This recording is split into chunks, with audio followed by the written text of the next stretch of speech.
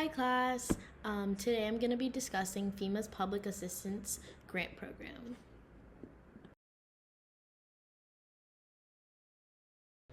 Here's just a little agenda of what I'm going to be talking about. I'm going to go through the introduction, the objectives, eligibility and assistance, the application process, success stories, and just I'm going to leave it on a conclusion note. So what is emergency management and FEMA? So emergency management is the organized analysis, planning, decision-making, and allocation of resources to mitigate, prepare for, respond to, and recover from emergencies. The Federal Emergency Management Agency, FEMA, is responsible for coordinating the federal government's response to natural disasters. So FEMA responds and helps citizens who are affected by natural disasters, such as hurricanes, tornadoes, fires. So a lot of times FEMA will help in the before and during and will always be there to help citizens. Okay, so there's a couple different types of FEMA grants. The first one being the Public Assistance Grant Program. This supports disaster recovery efforts for state and local governments. Then there's the Hazard Mitigation Grant Program, which funds projects aimed at reducing future disaster risk. Then there's the Emergency Management Performance Grant, which supports state and local emergency management agencies. And then there's the Preparedness Grant, which funds training, exercises, and planning activities. All are very important. Many people think that FEMA is just there to help once a disaster hits, but really it helps with planning beforehand, making sure that government agencies know how to respond to a disaster, and that when a disaster hits, citizens are being communicated to, have evacuation places to go to, and that they are always prepared for a disaster. So the objective of FEMA is to provide assistance and support during and after a disaster, like I said before. So they have 6 main objectives, and the first one being is the reduce of the loss of life and property. So beforehand, having the best technologies to let citizens know what's going on, making sure that there's no risk and disaster. The second one being minimize suffering and disruption caused by disasters. Number 3 is prepare the nation to address the consequences of terrorism. Number 4 is serve as the nation's portal for emergency management information and expertise. And number 5, create a motivating and challenging work environment for employees. And 6, make FEMA a world-class enterprise. So eligibility, who can apply? State and local governments, tribal nations, certain nonprofit organizations, specific private sector entities, but all of these organizations must show a need for funding and have to prove that they need help. For individual citizens, you must be a U.S. citizen with a valid social security number.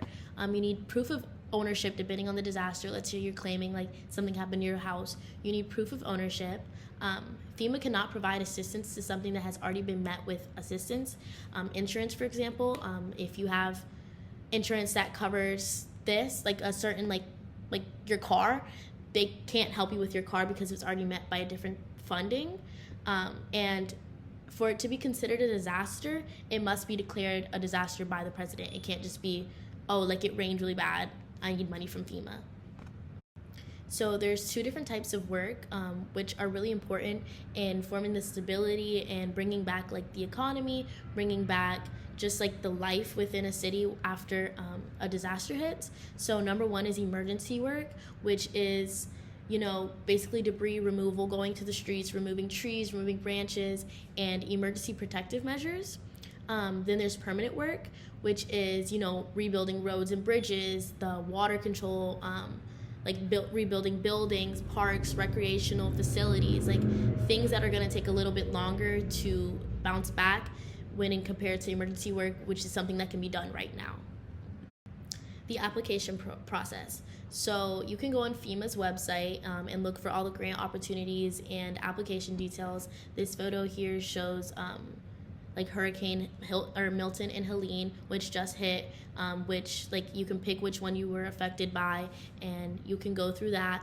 You have to see if you're eligible and you meet the criteria.